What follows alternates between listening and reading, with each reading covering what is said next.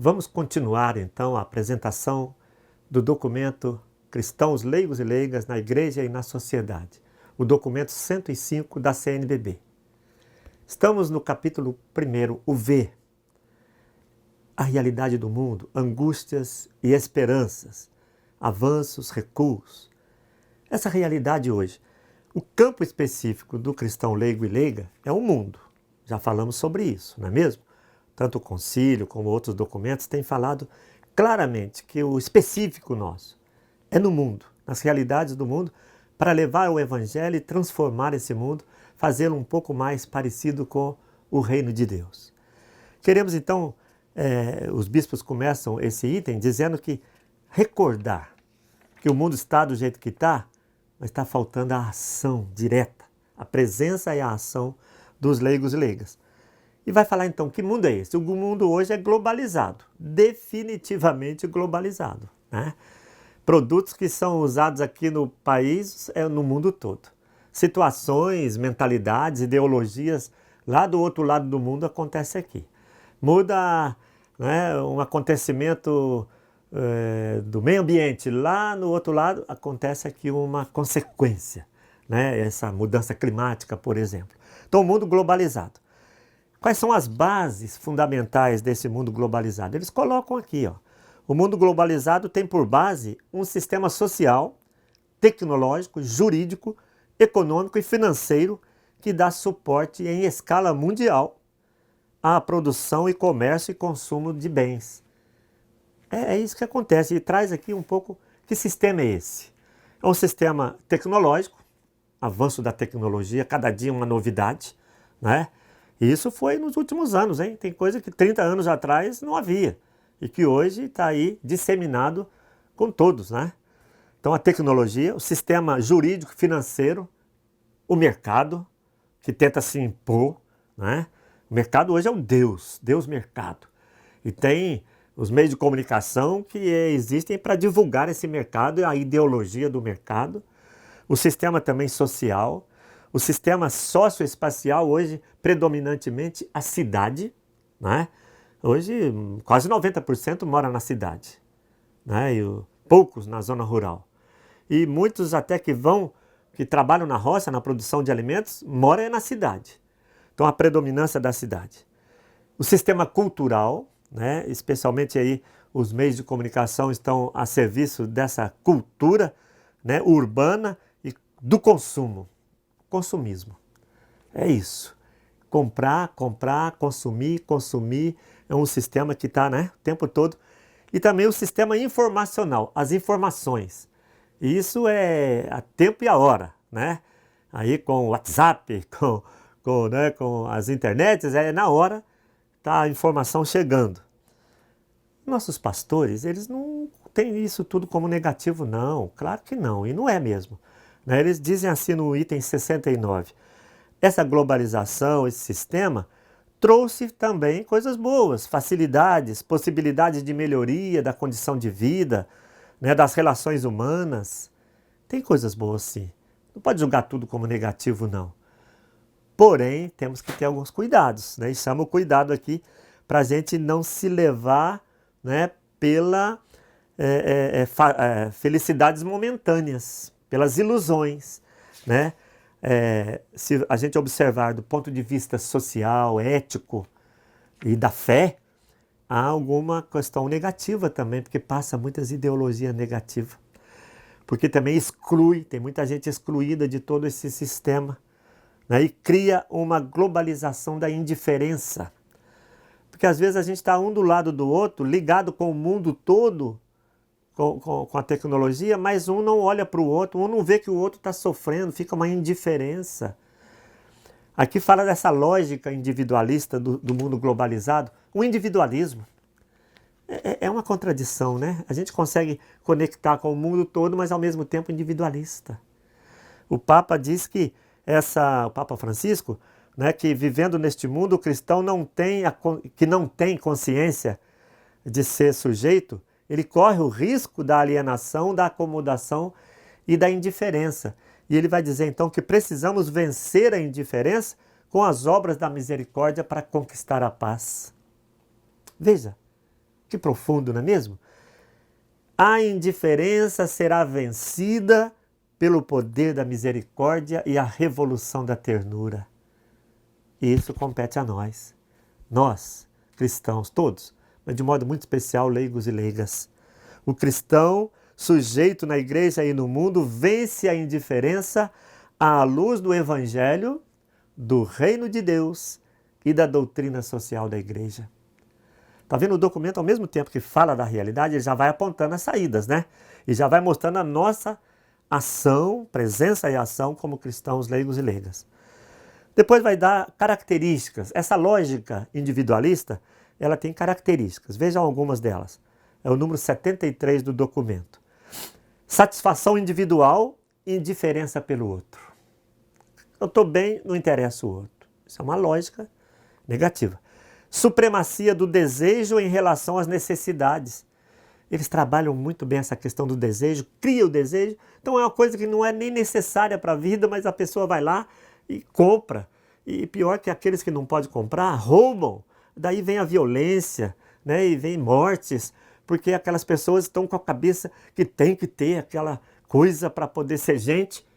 Cria necessidades. Então o desejo está acima da necessidade. Também o predomínio da aparência em relação à realidade. As aparências, né? A inclusão perversa, a falsa satisfação, são características desse sistema. Falsa satisfação, a pessoa acha que está se satisfazendo, mas dali a pouquinho ela já enjoa, já cria uma outra necessidade. Para isso existe aí a propaganda o dia inteiro, né, na nossa cabeça, para criar necessidade, aí vai comprar outro produto. Aliás, o sistema depende disso, né? De criar necessidades para vender e o mercado vai se expandindo dessa maneira. Esse sistema, como diz aqui o texto, se torna como um modo de vida, como uma coisa normal. Isso que é muito negativo. A gente aceitar como normal uma imposição do mercado. Contradições. Esse sistema tem suas contradições. No item 75, nossos pastores vão dizer das contradições desse mundo globalizado. Desenvolvimento versus pobreza. Ao mesmo tempo que é super desenvolvido em algum aspecto, existe miséria e pobreza. Que desenvolvimento é esse? Outra contradição, a confiança no mercado versus crises constantes. Constantemente crise econômica, crise no mundo todo, crise num país, no outro país, num bloco. Estamos vendo aí agora essa questão toda do bloco europeu, né? E também aqui o Mercosul, na América do Sul, e mesmo a hegemonia que sempre houve nos últimos anos, norte-americana, que tem as suas crises. Então essa crise toda são contradições desse mundo. O enriquecimento de uns versus a degradação da natureza. Isso o Papa Francisco tem denunciado muito, escreveu uma encíclica, né, a Laudato Si, sobre o louvor da criação, sobre a casa comum, a necessidade, a campanha da fraternidade, né, de 2016 e também a de 2017 vai tratar desse assunto da casa comum, do meio ambiente, do respeito ao meio ambiente. Também o bem-estar de uns versus exclusão da maioria. Não chega a 20% da população que tem bem-estar e a maioria fica excluída dos bens necessários para a vida, daquilo que é mais necessário para a qualidade, para a dignidade de vida.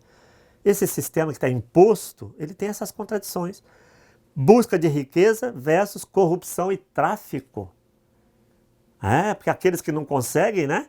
Ou muitos conseguem apenas através de corrupção, de tráfico de influências, tráfico de drogas, né?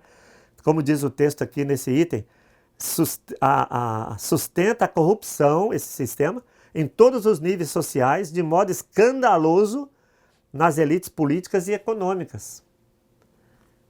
Graças a Deus, né? E pela ação nossa, a ação da igreja, a ação de entidades públicas e entidades da sociedade civil, que estamos aí, está sendo feita essa apuração, né? Que dói muito, mas que tem que apurar e purificar o Brasil dessa corrupção toda. E antiga corrupção, todos sabem, tem visto aí, envolve empresários, envolve políticos de todos os partidos. Mostra mais uma vez a necessidade nossa de leigos e leigas, de ter formação, coragem, para entrar, para ser candidato, para exercer o poder como um serviço, para purificar o mundo da política, para que o mundo seja de fato melhor para todos. Segregação de grupos sociais privilegiados versus segregação em bolsões de pobreza e miséria. Numa cidade dá para a gente ver isso. Alguns bairros chique, como a gente diz, né? Com tudo, com exagero até de luxo, e às vezes ao lado, bolsões de pobreza, favelas, essas questões todas que existem por aí. Redes sociais virtuais e a indiferença são contradições sérias, como a gente já comentou. Concluindo esse item, no item 76, tem uma frase aqui, né? É preciso dizer não a tudo isso, como exorta o Papa Francisco. Papa Francisco, na Evangelii Gaudium, diz que essa economia, esse sistema econômico mata. É preciso dizer não. É preciso, como cristãos, a gente ser a favor da vida e não da cultura da morte. E traz aqui características socioculturais do mundo globalizado. Né? Primeiro, o individualismo é uma característica seríssima. O individualismo. Isso é contra o Evangelho, hein? O Evangelho é da comunidade, da partilha, né? De amar ao próximo e uns aos outros, é isso? Como diz o mandamento maior. Então, há o individualismo no mercado das ofertas, isso são características desse mundo globalizado. O enfraquecimento das relações de mutualidade de uns com os outros, afirmação das identidades grupais. Alguns grupos querem reagir, aí tem as tribos urbanas, os grupos de fundamentalistas, que é sério, né? Também comunidades alternativas surgindo e até grupos religiosos que se fecham como reação a todo esse individualismo que acontece. Também o comportamento uniformador, autoritário, né? E em alguns casos até sectário. Algumas tendências a gente tem ouvido por aí já, cuidado, né? Com a volta do autoritarismo, conservadorismo, né? De regimes de exceção, nunca mais. Brasil, nós todos, né? Leigos e leigas, e o povo todo sofreu muito com esse sistema de exceção de anos atrás. Também a pluralidade ética, cultural e religiosa, né? É uma característica que tem desse sistema que está imposto hoje nesse mundo globalizado. Concluindo, fala de uns discernimentos necessários, viu? Precisa discernir. Veja só essa frase aqui, que fala no nosso coração. O desafio do cristão será sempre viver no mundo sem ser do mundo. Lembra até a oração sacerdotal de Jesus, né? João 17, no Evangelho. Pai, eles não são do mundo, mas estão no mundo. Eu não peço para o Senhor os tirar do mundo, mas que o Senhor os livre do maligno. O Senhor os proteja. Então, o desafio cristão, estar no mundo, viver no mundo, sem ser do mundo. Sem entrar nessa roda, né, da mentalidade mundana. Aí fala, examinar tudo, ficar com o que é bom. É o discernimento, aquilo que São Paulo fala na sua carta. Discernir, fazer o discernimento, né, distinguir.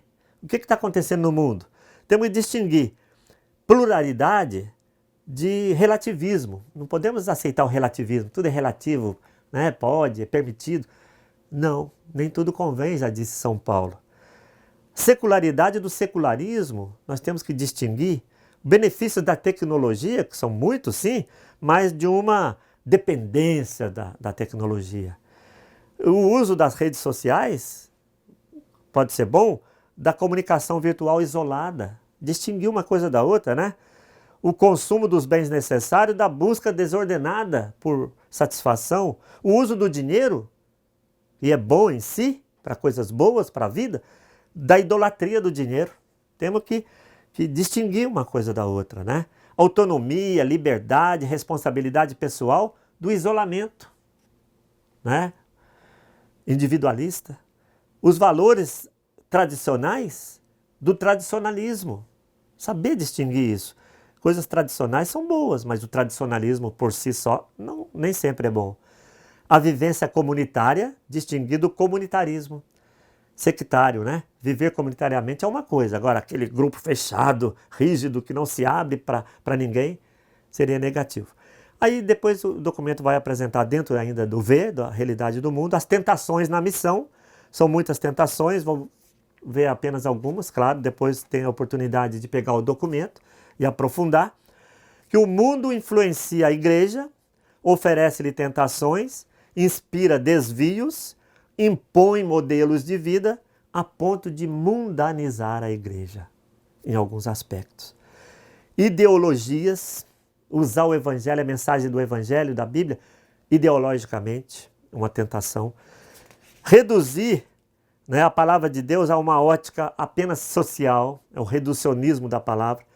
Ideologização psicológica, né, usar aquele negócio, né, da dinâmicas de grupo, autoconhecimento, que pode ser bom, pode ajudar, mas não pode absolutizar, porque vira uma ideologia. A proposta de que nós não precisamos, né, que nós somos iluminados, que nós temos o poder, que nós somos todo-poderosos na igreja também, é uma tentação. A proposta de dispensar a graça de Deus, né, pelagiana, que a gente falava, o pelagianismo, dispensa a graça de Deus, tentação séria na igreja. Funcionalismo, trabalho, né? Só ativismo. Outra, o clericalismo, já comentamos nessa nossa fala, né? O clericalismo, querer clericalizar o leigo como se fosse um mini padre. Também o individualismo na igreja, como se tivesse uma religião intimista, eu com Deus, Deus comigo. Não, não existe. Né? É sempre a comunidade. Tem um momento de oração pessoal, é diferente, né? de silêncio, de oração, mas sempre na dimensão comunitária. Também o secularismo, né? Como se o mundo valesse mais, o mundo é que conta. O Papa Francisco também, ele apresenta novas tentações, né? Inclusive, quando falou aos bispos do Ceilão, ele fala dessas tentações nos seus documentos, nas suas falas, nas suas homilias. Todas essas tentações estão dentro de uma expressão que o Papa usa, que é mundanismo espiritual. É se adaptar muito ao mundo, é se mundanizar muito. Claro, cuidado também para não julgar o mundo fora. Já falamos e repetimos. Deus amou tanto o mundo que mandou o seu Filho para libertá-lo, para transformá-lo. E nós, leigos e leigas, somos enviados também para esse trabalho. Conclui o capítulo 1 com a necessária mudança de mentalidade. É preciso uma mudança de mentalidade e de estrutura, né?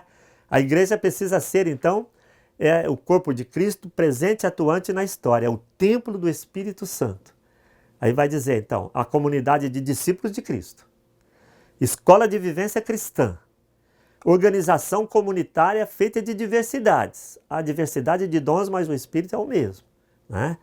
São Paulo nos ensina. Comunidade inserida no mundo, como testemunha e servidora do reino de Deus. Igreja também, povo de Deus em diálogo, né? Em construção de um mundo justo, fraterno, feliz, como igreja solidária. Comunidade que se abre, né?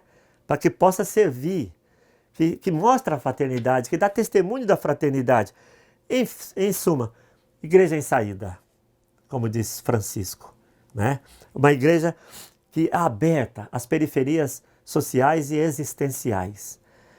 E a mudança de mentalidade implica também a mudança de estrutura, comentamos, né? A conversão pessoal, pastoral em prol do reino de Deus. E vai concluir dizendo uma frase do Papa Bento XVI, nosso amado Papa Emérito Bento XVI, que o papel dos leigos na igreja, que deve ser considerado não como colaboradores do clero, mas como pessoas realmente corresponsáveis do ser e do agir da igreja. E concluindo então que essa igreja, direcionada pelo reino, pautada pelo reino, estamos a serviço do reino de Deus, né? Essa igreja caminha para frente, dentro da história, com lucidez e esperança, com paciência e misericórdia, com coragem e humildade, para que o reino de Deus seja uma realidade concreta nessa situação que o mundo vive hoje.